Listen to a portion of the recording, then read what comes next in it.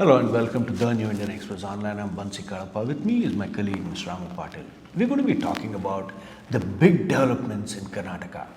The Congress Legislature Party has met, they've chosen a leader. They've gone to the governor's office, they've staked a claim for him to be chief minister. Now, who is that person? How it's all going to pan out? This is what we're going to be talking about. Well, the Congress Legislature Party has met. Today was the formal meeting and they have decided on the new leader. Yes. So what is it going to be from now? Who is the new leader? And what are the issues before us now? Yeah, after Siddaramaiah submitted his resignation and went to Delhi, Governor Thawachan Gehlot accepted his resignation, and now as it almost looked like a formality, although it's a pretty important development in terms of things to follow. Today, the Congress Legislature Party meeting held in Vidhana Soudha elected DK Shivakumar as a CLP leader. What Venugopal told media persons after the CLP meeting, it is a very unanimous decision where Siddaramaiah proposed DK Shivakumar's name, and after that they had a discussion with the Congress High Command and then came out to announce that Shivakumar has been elected as a new CLP leader, and on 3rd June, that's on Wednesday evening, Shivakumar will be taking oath as the next Chief Minister of the state, and Shivakumar's innings as a CM will start. Okay, now what is interesting for all of us is this is the same Congress party. So what if Siddaramaiah is out, and so what if DK Shivakumar is CM? Big deal. So how is it going to make a difference for the man on the ground? You know, obviously this is the big question on everybody's mind. So what difference will it make? That's true. I think your question is really interesting and pertinent also.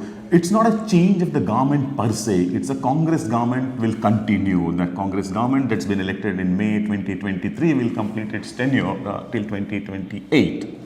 It's only a change of guard in the government.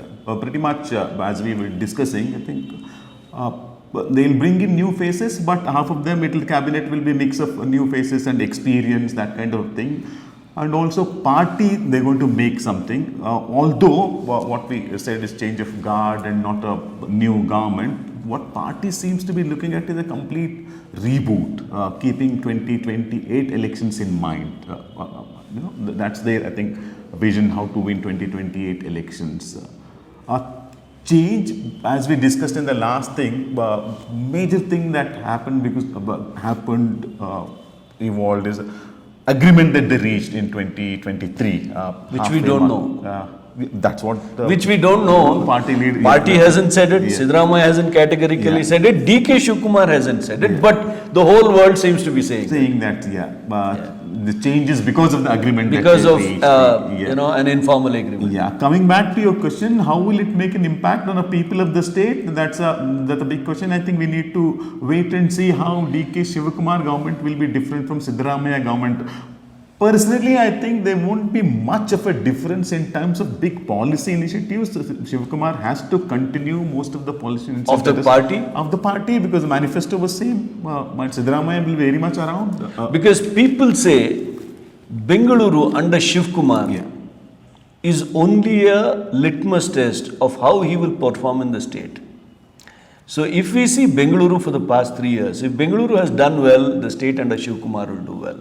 If Bengaluru hasn't done very well, then the state under Shivakumar will not do very well. That is what people say. That's true. I think we need to give time to Shivakumar to settle down before critically assessing how is he likely to perform or will not perform. I think Okay. Yeah. So my information is that the Congress will be looking at a formula of 11, 11, 11, because if you go by the number of MLAs and if you go by the percentage of how many can be ministers, only 34 can be ministers. Yeah. And the information from the ground that we're getting is, well, it is because of factionalism that Siddaramaiah was eased out and Mr. DK Shivakumar has now come to be chief minister. So it is this very factionalism that will again say who will be minister, who will not be minister. So they are explaining that this time now, informally at least, they agree that there will be 11 of Siddaramaiah loyalists, 11 of DK loyalists, and 11 of what the party high command chooses. So they say that some of the 11 from the high command could be from the backward sections, from the underprivileged sections, someone who couldn't have otherwise made it to the ministry. Some of them might be chosen, very promising young men and women. They also say that the High Command wants to put its best foot forward since there's only 2 years left for the election, and they've seen how the voter decides. This is especially so in the case of Tamil Nadu, where all expectations, the results went against all expectations, where they chose a young face.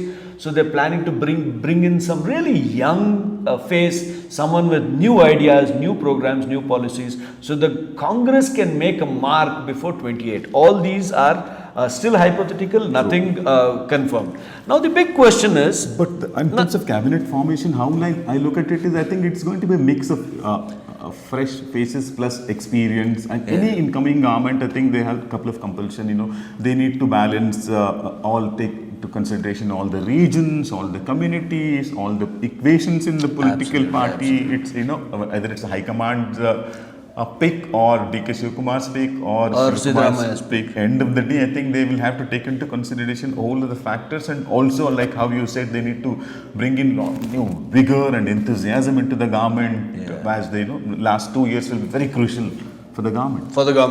Also, when we look at Mr. DK Shivakumar, he's not a single person. We have had people like HD Rangnath from Kunigal batting for him. We have had people like Shivgange, Mr. Basuraj Shivgange batting for him. We have had people like Mr. Iqbal Hussain batting for him from Ramnagar. People who have made random statements, people who have quoted controversy on behalf of him coming out to the media. People who have been pulled up by the High Command and the Congress leadership for saying that DK Shivakumar is my leader. Now, how is Mr. DK Shivakumar going to reward them? Because these names stand out. So, I was just checking with certain sources in the party, since most of these people, are first timers, they may not really make the cut as ministers. So, the big question is, how will now they be accommodated? So, they say that they could well be chairman of boards and corporations, important boards and corporations. They could well be rewarded with other positions, prime positions, which carry ministerial ranks, but per se they may not become ministers. So who is going to make it to the ministry? That's still the big question. That's a big question. I think a lot of lobbying will be happening behind the scenes right now as we speak till Wednesday, and even beyond that. We don't know how many of them are taking oath along with Mr. DK Shivakumar on Wednesday, first time. First lot of senior ministers may take oath on that day, and lobbying will continue. Absolutely. As I look at it, I think all followers of neither Shivakumar nor Siddaramaiah will be accommodated in the cabinet. Congress has 134 MLAs and then MLCs. You need to take into account a lot of things. Too much. Too much for expectation. As you rightly said, I think many of them have to be satisfied with as the chairmen of boards and corporations. Okay. Also, the big letdown in all this is the name of Mr. Dr. G. Parameshwara. His name is being considered to be speaker. So this is a big letdown for his camp, because Parameshwara at one time they said would be chief minister.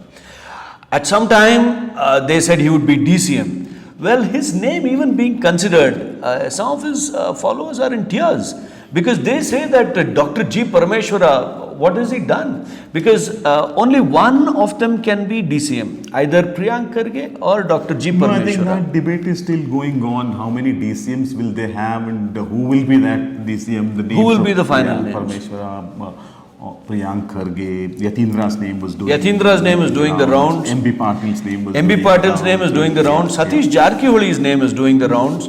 And in fact, they are talking of 3 DCMs, 4 DCMs at some point. Some of them saying even a minority name can be considered. So will it be Zamir? Will it be UT Kader? This is another issue before the Congress now. Will they have 3 DCMs, 4 DCMs? These are still questions before us, because they cannot ignore a Dalit. They cannot ignore someone who is a backwards. They cannot ignore a Lingayat. Because Lingayats, there are 34 Lingayat MLAs, a record actually in recent times. That's true. Political party cannot afford to ignore any of the communities, but there will be a lot of limitations when they form a government. Absolutely. How many people they can accommodate as DCMs or ministers. Absolutely. I think situation is still fluid. A lot of things are happening behind the scenes. The High Command will be really hard pressed to decide who will make it as DCM. Who will make it, absolutely. And like you said, there is mighty lobbying that's happening in Delhi, because We have had the likes of, okay, let me not take any names, but senior ministers who have been camping in Delhi for the past 3, 4, 5 days, trying to go around the AICC, breakfast, lunch, dinner, they're seen around the AICC, chakkar from one senior AICC leader to the other, with their namastes and hellos, and each one of them speaking, and each one of these leaders is surrounded by 2 or 3 or 4 of their supporters,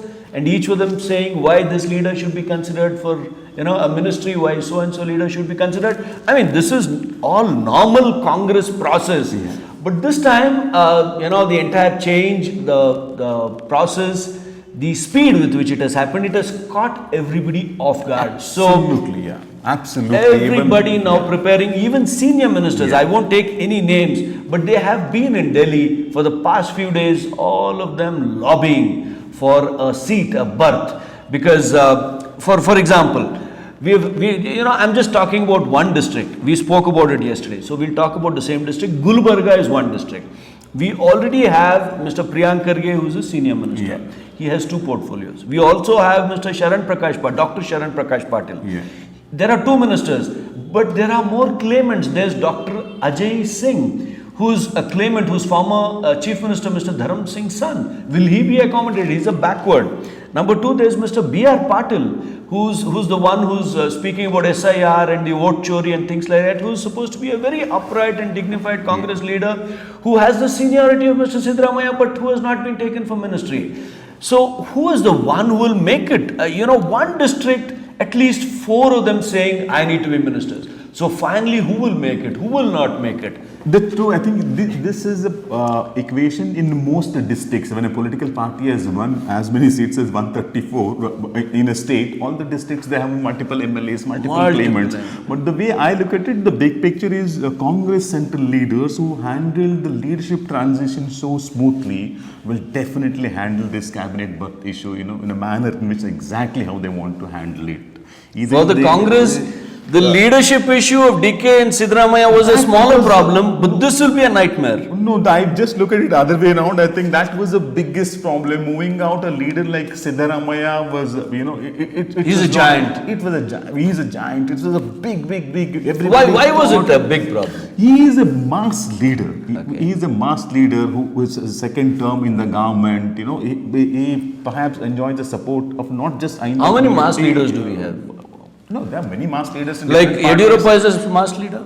Mr. Devegowda is a mass leader. Kumaraswamy is a mass leader in his own right. Mr. Siddaramaiah is a mass leader. In his own right, DK Shivakumar is also mass leader. In 2023, he led the Congress to victory along with Siddaramaiah.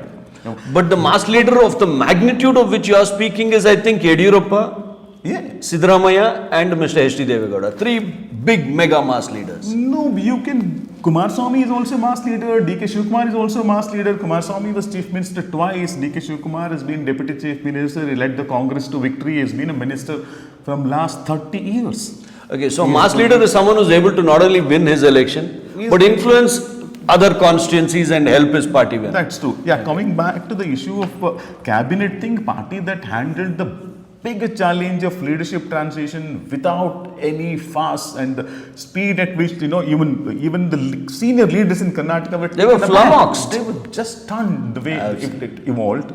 I am sure they'll be handling this cabinet issue also. Okay. But we'll only know once entire cabinet formation happens, when 34 ministers are in. And just 2 years are left, there are no more berths to be accommodated, then how the issue will pan out, like the way you're saying. Yeah. So just now there are 3 vacancies. Nagendra hasn't been filled up. No, right now, after... For this ministry, no. Even Sudhakar's vacancy wasn't filled up. No, that's redundant now. No, correct. Even Rajana's vacancy wasn't filled up. So the Congress will now have to bring in new blood. Yeah.